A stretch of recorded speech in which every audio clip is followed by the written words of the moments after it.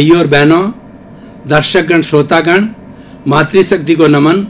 Channel 24+ news के खास, विशेष, मनमोहक, मन को शांति देने वाला, हृदय को लुभाने वाला, हमारा विकास करने वाला और हमारा चहुमुखी विकास करने वाला, बच्चों को संस्कार देने वाला, वरिष्ठ नागरिकों का भला करने वाला पुनरुत्थान कार्यक्रम में आप सभी का हार्दिक स्वागत है, अभिनंदन है, सत्कार है। पुनरुत्थान कार्यक्रम में हम प्रतिदिन नए नए विषयों के साथ में प्रवेश होते हैं और हर विषय मीनिंगफुल होता है, हर विषय का कुछ उद्देश्य होता है, हर विषय हमारे जीवन को एक नई दिशा देता है। तो इसी क्रम में हम आज एक बहुत विराट विषय को लेकर के आपके सामने प्रस्तुत हो रहे हैं। आज का विषय है मनुष्य क्षुद्र का नहीं विराट का वर्ण करे। भाई और बहनों, दर्शकगण, श्रोतागण, दो शब्द है हमारे सामने, एक तो क्षुद्र, दूसरा है विराट। क्षुद्र का मतलब होता है छोटा, नीच, निम्न, नेगेटिव, और विराट का अर्थ होता है पॉजिटिव, विशाल, बहुत बड़ा और हिमालय की तरह ऊंचा। वह विराट कहलाता है। भगवान कृष्ण ने दुर्योधन को महाभारत में अपना विराट स्वरूप बताया, तब वो छलिया छलिया कहता कहता चुप हुआ। नहीं तो जो कृष्ण भगवान को छलिया ही कह रहा था, जब विराट स्वरूप दिखाया अपना, तो मालूम पड़ा कि ये इतने बड़े बड़े भगवान हैं। तब उन्होंने उनके बारे के अंदर जो है निंदा करना बंद किया। अब देखिए, क्षुद्र कब होता है, विराट कब होता है। क्षुद्र जब होता है जब व्यक्ति बहुत नेगेटिव सोचता है और स्वार्थ की भावना से सोचता है। और विराट कब होता है जब व्यक्ति सर्वोदय की बात सोचता है, सबके हित की बात सोचता है, सामूहिक हित चिंतन की बात करता है, जगत कल्याण की बात करता है, और उस समय के अंदर वो विराट होता है। क्षुद्र सोचने वाला व्यक्ति बहुत लिमिटेड दायरे के में होता है। वो कूप मंडूप कहलाता है। एक जो है मेंढक, जो कि कुएं के अंदर रहता है, तो उस कुएं की सीमा कोई समझता है ये विशाल समुंदर है, और जब वो जाकर के बाहर समुंदर के अंदर देखता तो मालूम पड़ता है कि समुंदर कितना बड़ा है। वो कूप मंडूकता कहलाती है। कूप मंडूकता आता है बहुत छोटा सोचना, बहुत क्षुद्र सोचना। और क्षुद्र सोचने वाला व्यक्ति दूसरे की निंदा करता है और दोषों का सेवन करता है, वो जलन रखता है और ईर्ष्या रखता है। आज के युग के अंदर क्या हो रहा है कि व्यक्ति क्षुद्र ज़्यादा सोचने लग गए हैं। व्यक्ति सेल्फ सेंटर्ड हो गया है, अपने मतलब की बात सोचता है और दूसरे व्यक्ति की बात को सम्मान नहीं देता, दूसरे व्यक्ति को उसको गुणों को ग्रहण नहीं करता, उसके अवगुणों को दिखाता है। क्षुद्र सोचने वाला व्यक्ति जो है वो दूसरों के गुण नहीं देखेगा, उसके अवगुण दिखाएगा। उसको ये मालूम नहीं कि मेरे स्वयं के अंदर कितने अवगुण भरे पड़े हैं। बुरा जो देखन मैं चला, बुरा न मिलिया कोई, जो दिल खोजा आप नार, मुझसे बुरा न कोई। कबीरदास जी ने कहा है कि मैं संसार के अंदर बुरा व्यक्ति देखने के लिए निकला तो मुझे कोई बुरा व्यक्ति नहीं मिला, और जब मैंने अपने हृदय को टटोला तो मुझे मालूम पड़ा कि मेरे इसके अंदर असंख्य जो है वो दोष छुपे हुए हैं, असंख्य जो है मेरे जो कई अवगुण हैं मेरे अंदर। तो उन्होंने कहा मेरे जैसा कोई बुरा नहीं है। तो क्षुद्र सोचने वाला हमेशा अपने दोषों को दबाएगा, अपने अवगुणों को दबाएगा और दूसरों के जो है वो अवगुण निकालेगा। आज हो यही रहा है कि व्यक्ति एक दूसरे से नकारात्मक चिंतन करता है, व्यक्ति एक दूसरे से डाह रखता है, व्यक्ति एक दूसरे से ईर्ष्या रखता है। आज व्यक्ति परेशान क्यों है? वो देखता है कि मेरा तो 5 मंजिला मकान है और मेरे पड़ोसी का 7 मंजिला मकान है, तो वो ये नहीं सोचता है कि मैं प्रयास करूं मेरा 5 का नहीं 10 मंजिल का मकान में मेरा बनाऊं। तो वो उसका चिंतन जो है निम्न हो जाता है। क्षुद्र सोचने वाला व्यक्ति अपराध की दिशा के अंदर चला जाता है और वो उसका बहुत बड़ा सर्किल नहीं बनता है। अब हम विराट की ओर चले। विराट का चिंतन करने वाला व्यक्ति पॉजिटिव होता है वह दुख में से सुख निकालने की कला जानता है। उसकी सोच बहुत बड़ी होती है और उस सोच बड़ी के कारण उसके जो संपर्क वाले लोग होते हैं वो ज़्यादा बड़े हो जाते हैं। और ऐसा कहा जाता है चरे वेती चलते रहो हम चलते रहे कारवां बनता रहा। ये कब होता है? विराट सोचने वाला कारवां बनता है। उसका जीवन का उद्देश्य होता है, लोक कल्याण का उद्देश्य होता है, उसका परोपकार का उद्देश्य होता है कि मैं लोगों के लिए कुछ भला करूं और मेरा जीवन जो मुझे मिला है इस जीवन का मैं सदुपयोग करूं। वो हमेशा विराट सोचता है। उदाहरण के तौर पर मैं आपको बताना चाहता हूं भाइयों और बहनों, दर्शकगण, श्रोतागण, कि जो विराट व्यक्ति सोचता है, देखिए वो सड़क के ऊपर जा रहा है और उसका किसी से भिड़ंत हो गई, मान लो टू व्हीलर की आपस में भिड़ंत होने से उसके थोड़ी बहुत जो है लग गई, तो जो व्यक्ति विराट सोचने वाला है वो ये सोचेगा कि ईश्वर ने अच्छा किया, मेरे थोड़ा सा ही नुकसान होकर के बच गया, हो सकता है कि बहुत बड़ा नुकसान हो सकता था। उसकी इतनी बड़ी सोच है। और क्षुद्र सोचने वाला व्यक्ति होगा वो सामने वाले से लड़ाई करने आ जाएगा कि आपने ऐसा किया, उसका मुआवजा मानेगा, बात को बहुत बढ़ाएगा, कोर्ट केस करेगा, पुलिस केस करेगा। तो इस तरीके से क्षुद्र सोचना, आज जो सारी समस्याएं हैं क्षुद्र सोचने से होती है। आप घरों के अंदर देखिए कि घरों के अंदर जो है वो आपस के अंदर मेंबर्स रहते हैं, तो एक व्यक्ति जो क्षुद्र सोचता है वो क्या बात बात पे दूसरों से लड़ाई करता है, झगड़ा करता है, क्योंकि उसकी सोच है वो बहुत लिमिटेड होती है। और उस सोच के जो सोच अच्छी नहीं होने के कारण जो है क्षुद्रता होने के कारण ये स्थिति बनती है। पुराने ज़माने के अंदर हमारे देखें कि हमारी बड़ी बड़ी जॉइंट फैमिलीज हुआ करती थी। जॉइंट फैमिली का जो हेड होता था, वरिष्ठ नागरिक होता था, घर का मुखिया होता था, जो दादा होता या पिता होता था, तो वो बहुत सबके हित चिंतन की बात सोचता था कि घर के अंदर जितने मेंबर हो सबको रोटी, कपड़ा, मकान, शिक्षा, चिकित्सा सबको बराबर बराबर सुविधा मिले, हर एक आराम में रहे और सबका विकास हो। ये उसकी सोच हुआ करती थी। और इसी सोच के गिर जाने के कारण आज हमारी जॉइंट फैमिलीज टूट टूट करके न्यूक्लियर फैमिलीज बन गई है कि शादी हुई, शादी होते ही वो अलग हो जाता है। इसका कारण क्या है? इसका कारण यह है हर व्यक्ति स्वतंत्रता चाहता है, कोई भी व्यक्ति अनुशासन के अंदर नहीं रहना चाहता। टॉलरेंस पावर लोगों के अंदर नहीं रही है, किसी का अनुशासन सहन नहीं करना चाहता, इसलिए न्यूक्लियर फैमिलीज हो गई है। और पुराने जमाने के अंदर लोग अनुशासन प्रिय थे, अनुशासन के अंदर रहना पसंद करते थे। जो विराट सोचने वाला व्यक्ति होगा वो नियम का पालन करेगा और वह बड़ों का आदर करेगा, सरकार के नियमों की अवहेलना नहीं करेगा और प्रकृति के नियमों की अवहेलना नहीं करेगा और अनुशासन प्रिय होगा। इसी कारण इसमें विराटता होती है। भाई और बहनों, दर्शकगण, श्रोतागण, विराटता का मैं आपको एक उदाहरण देना चाहता हूं कि वर्तमान में हमारे भारत के प्रधानमंत्री नरेंद्र भाई मोदी है, वो उनका कितना विराट चिंतन है। एक व्यक्ति जिसने कि 125 करोड़ लोगों की सुख सुविधा के लिए, 125 करोड़ लोगों के उत्थान के लिए वो 24 घंटे सोचने वाले हैं। एक व्यक्ति, हालांकि उनकी पूरी टीम है लेकिन सोच उनकी चलती है, विराट जो स्वरूप है वो उनका चलता है। वो हर चीज को बहुत पैनी दृष्टि से देखते हैं और हर चीज के अंदर ये मंथन करते हैं, चिंतन करते हैं, निध्यासन करते हैं कि जो मैं चिंतन कर रहा हूं, जो मैं नियम लागू कर रहा हूं, ये जो गांव के अंदर रहने वाला छोटा से छोटा व्यक्ति है उसको लाभ पहुंचाएगा या नहीं पहुंचाएगा। यानी कि वो ग्रास रूट पे जाते हैं। जो बड़ा नेता ग्रास रूट की बात सोचेगा, आम आदमी के हित चिंतन की बात सोचेगा, उसका सोच हमेशा विराट होगा। विराट व्यक्ति जो होता है उसका आभा मंडल बहुत पवित्र हो जाता है।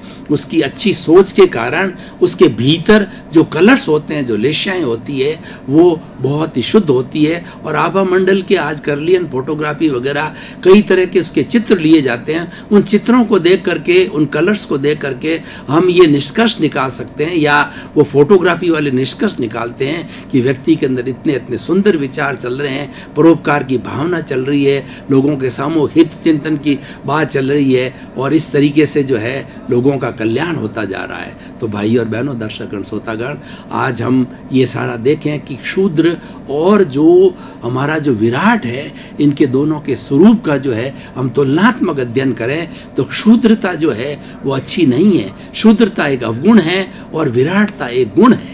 तो हर व्यक्ति को विराट चिंतन करना चाहिए। विराट चिंतन करने के कारण उनकी सोच बहुत बड़ी हो जाती है और कार्य बड़े हो जाते हैं।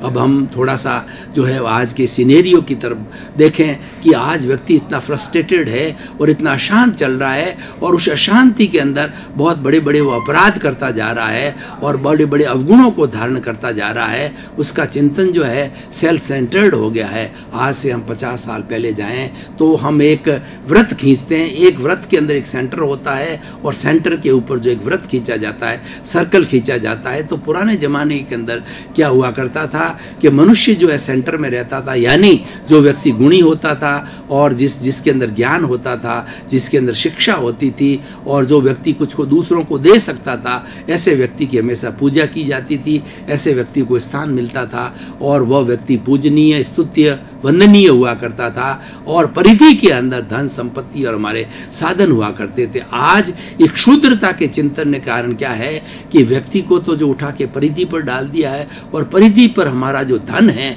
उसको केंद्र के अंदर ले आए हैं। तो ये क्षुद्रता का परिचायक है कि हम एन केन प्रकारेण हमें धन इकट्ठा करना है, कि धन है जो सोसाइटी का एक मापदंड हो गया, जिसके पास के अंदर किसी भी तरीके से कमाया हुआ धन है वो बड़ा व्यक्ति होता है और उसी का ये गलत मापदंड बना है। पूजा धन की नहीं होनी चाहिए, पूजा गुणों की होनी चाहिए, क्योंकि गुणी व्यक्ति जो होता है वही व्यक्ति दूसरे लोगों को अच्छा बना सकता है और गुणों की प्रधानता होने के कारण एक अच्छे समाज का निर्माण होता है, एक अच्छे राष्ट्र का निर्माण होता है और एक विश्व का निर्माण होता है। हमारी जो पुरानी वसुधैव कुटुंबकम की अवधारणा है वो गुणों की अवधारणा है कि हम प्रेम के साथ जिए और सारी सृष्टि है वो एक वसुधा की सृष्टि है, हम सब ईश्वर की संतान है, एक ही ईश्वर की हम संतान है। इसलिए भाईचारा के साथ रहना चाहिए, प्रेम के साथ रहना चाहिए, और जहाँ क्षुद्रता आ जाती है वहाँ पर जो है प्रेम नहीं रहता है, वहाँ पे अहिंसा हो जाती है और उसके जो आजकल जितनी समस्या है आतंकवाद की है, नीरसता की है और हत्या की है और जितनी जितनी हिंसा की जो है उस सब के पीछे अगर सोचें तो ये हमारा क्षुद्र चिंतन है। और क्षुद्र चिंतन करने से क्या होता है कि आज हमारा जो पर्यावरण है वो नकारात्मक प्रदूषण का दूषित होता जा रहा है। आज व्यक्ति इतना जो है जो हमारा जो नकारात्मक सोच इतनी फैल गई है सृष्टि के अंदर कि आज व्यक्ति को बुरे बुरे विचार हित चिंतन के अंदर आते हैं। और पुराने जमाने के अंदर ये सृष्टि शुद्ध थी क्योंकि लोग शुद्ध चिंतन किया करते थे। परमाणुओं का अपना एक असर होता है। मैं आपको बताना चाहता हूँ कि हम कुछ ऐसे साधु संतों की मंडली जहाँ विराजित होती है, उस मंडली की विराजित उस स्थान के अंदर आप चले जाइए तो आपको मालूम पड़ेगा कि वहाँ परमाणु बहुत शुद्ध है और उन शुद्ध परमाणुओं के हमको शांति महसूस होती है। मंदिर के अंदर जाते हैं तो हमको कितनी शांति, नीरवता और कितना हमारा ध्यान लगता है और कितनी प्रसन्नता जाहिर होती है, क्योंकि वहाँ के अपने परमाणु बहुत सुंदर है और शुद्ध परमाणु है। ये विराटता का, क्योंकि वहाँ पर भगवान विराजमान है, भगवान का जिन बिंब है और उस जिन बिंब के सामने आने वाला भी विराट चिंतन करता है और शुद्रता को अलग रख लेता है। इस कारण से वो जगह पवित्र हो जाती है। उसके विपरीत आप जाइए कि लुटेरे हैं, चोर है, अपराधी है, जहाँ पर वो लोग मंडली के रूप रहते हैं, उस स्थान पर जाकर के आप देखिए तो उस स्थान पर जाके हमको डर लगेगा, हमको भय लगेगा, क्योंकि वहाँ के परमाणु अशुद्ध है, वहाँ क्षुद्रता के परमाणु हैं और उन परमाणुओं कारण में डर, भय और इनसिक्योरिटी हमको महसूस होती है। तो भाई और बहनों, दर्शकगण, श्रोतागण, ये जीवन के दो ध्रुव है, क्षुद्रता और जो है वो विराटता। ये व्यक्ति पर निर्भर करता है वह कौन से गुण को प्राप्त करता है। और अगर लोग विराटता को प्राप्त करते हैं तो हमारा एक अच्छा समाज बनता है, स्वस्थ समाज बनता है और सभी लोगों के अंदर भाईचारा, प्रेम और हमारी भारतीय संस्कृति के जो मूल्य है उनकी पुनर्स्थापना करनी है तो हमें विराटता की ओर जाना पड़ेगा। हमें चिंतन बहुत ऊंचा रखना पड़ेगा, पॉजिटिव चिंतन रखना पड़ेगा। पॉजिटिव चिंतन रखने से सभी समस्याओं का समाधान हो जाता है और छोटी मोटी समस्या है उसका समाधान हमें सहज ही मिल जाता है। देखिए, मान लीजिए कि बड़े बड़े जितने मेले होते हैं, जैसे कुंभ के मेले हैं, लाखों लोग जो है वहाँ पर आते हैं, तो देखिए लोगों के अंदर कितनी श्रद्धा है, श्रद्धा एक ऐसी विराटता है जिसके कारण कि वो लोग सारे इकट्ठे होते हैं। वहाँ उनके रुकने को कोई जगह नहीं, पीने को पानी की, खाने की समस्या, लेकिन वो सभी लोग टॉलरेट कर जाते हैं क्योंकि उनका जो चिंतन है वो विराटता का स्वरूप है। प्रभु के दर्शन होंगे, स्नान करेंगे और जो हमें अच्छे पुण्य की प्राप्ति होगी और हमें मोक्ष की प्राप्ति होगी, ये होती है। तो इस तरीके से भाई और बहनों, दर्शकगण, श्रोतागण, हम निष्कर्ष की भाषा के अंदर बात करें तो दो ध्रुवों में से हमको सिलेक्शन जो है विराटता का सिलेक्शन करना चाहिए। जहाँ विराट व्यक्ति एक ही व्यक्ति हो और वो विराट स्वरूप वाला चिंतन होता है तो उसके संपर्क में आने वाले लोग हैं उससे बहुत सी अच्छी शिक्षा ग्रहण करते हैं। मैं उदाहरण के तौर पर बताना चाहता हूँ, महात्मा गांधी अकेले थे, उनका जो चिंतन कितना विराट था। उन्होंने अहिंसा के बल पर जो है भारत छोड़ो आंदोलन चालू किया और जो है असहयोग आंदोलन चालू किया और उन्होंने जो है वो सभी लोग उसके साथ में हो गए क्योंकि उनका चिंतन बहुत विराट था और विराटता के कारण ही हमें आज़ादी मिली है। तो इसीलिए भाई और बहनों, दर्शकगण, श्रोतागण, हमें क्षुद्रता को छोड़ करके विराटता को प्राप्त करना चाहिए। विराटता को जो व्यक्ति प्राप्त करता है तो उसको बहुत से बड़े फायदे होते हैं।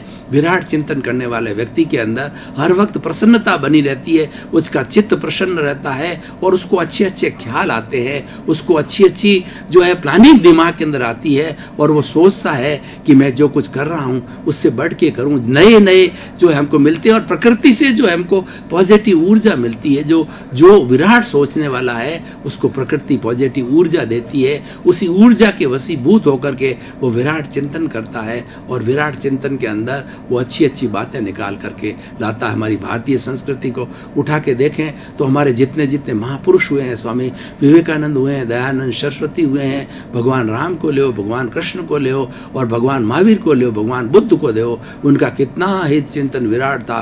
प्राणी मात्र के लिए वो सुख वो चाहते थे कि प्राणी मात्र का भला होना चाहिए। सर्वे भवन्तु सुखिनः सर्वे भवन्तु निरामया कि उनका चिंतन था। और वो कहा करते अपना सच में सेजा मैतिंग भूए सुकप्पये, मतलब ये तुम स्वयं सत्य खोजो और सबके साथ में मैत्री करो। ये जो मैत्री शब्द है ये विराटता का सूचक है। मैत्री व्यक्ति वही कर सकता है जो कि विराट चिंतन करने वाला होता है। क्षुद्र चिंतन करने वाला व्यक्ति वह जो है मित्रता की बात को इतना गहराई से नहीं सोच सकता, उसके ज़्यादा मित्र नहीं हो सकते क्योंकि उसका चिंतन जो है ना वो संकुचित होता है। संकुचित चिंतन वाला व्यक्ति कोई बहुत बड़ा कार्य नहीं कर सकता है। तो मनुष्य जीवन हमें मिला है, मनुष्य जीवन बहुत दुर्लभ है, बहुत कठिन है। इसको सार्थक बनाने के लिए हमें प्रारंभ से ही, बचपन से ही जो हमें विराटता का जो है कार्य करना चाहिए। और बचपन के अंदर ही देखें कि जो बड़े बड़े जो हमारे संत महात्मा पुरुष हुए हैं और जितने हमारे आचार्य लोग हुए हैं वो कितना बड़ा चिंतन किया करते थे।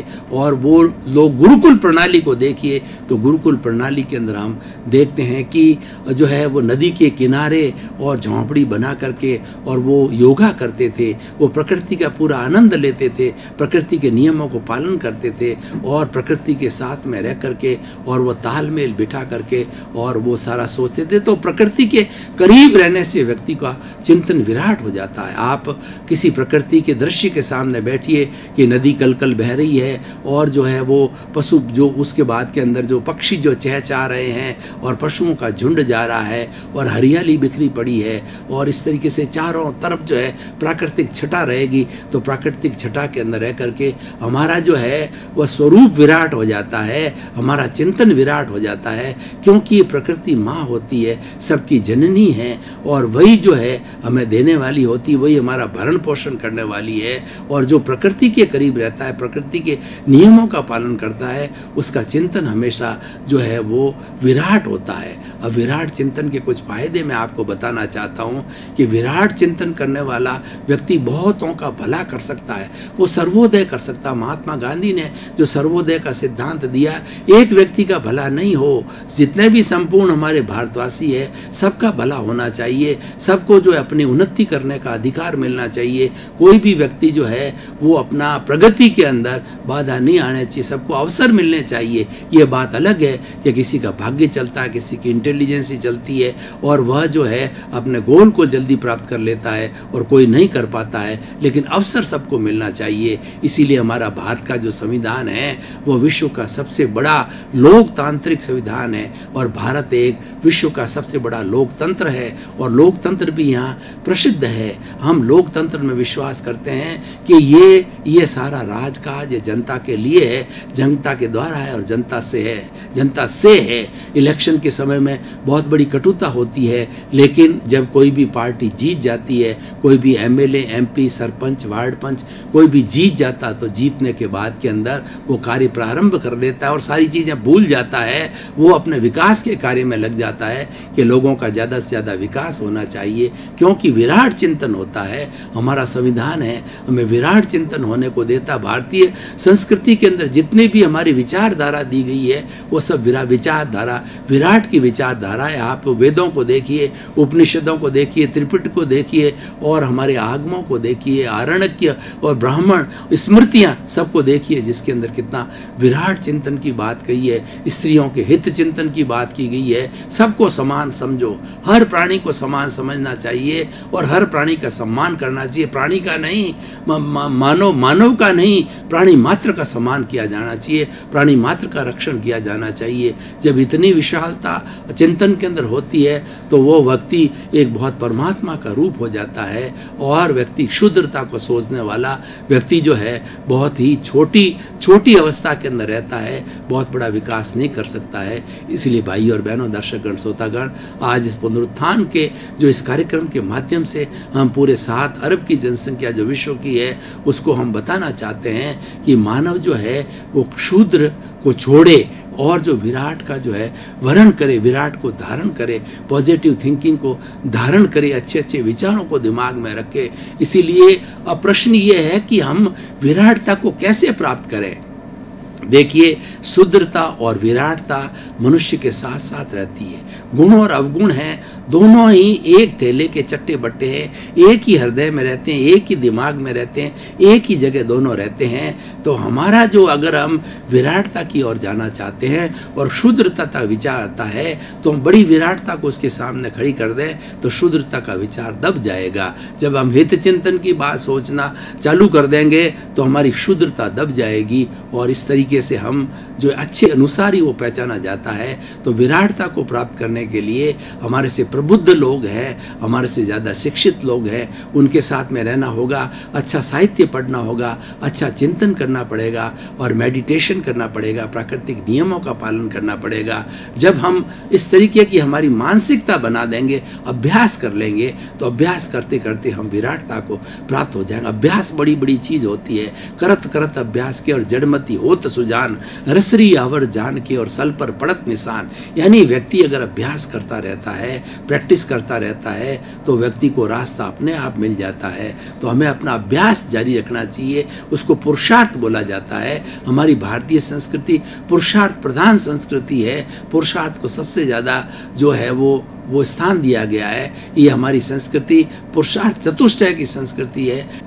दर्शकगण, श्रोतागण, भाई और बहनों, आपका बहुत बहुत धन्यवाद। पुनरुत्थान कार्यक्रम को आप बड़े ही चाव के साथ देख रहे हो। यही कारण है कि पुनरुत्थान कार्यक्रम आज टॉक ऑफ द टाउन बना हुआ है और चैनल 24 के पास के अंदर अच्छे समाचार आ रहे हैं कि यह कार्यक्रम जो है लोगों का भला करने वाला है और ये लोगों का उत्थान करने वाला है। तो आपके प्रति मंगल भावना, शुभकामना।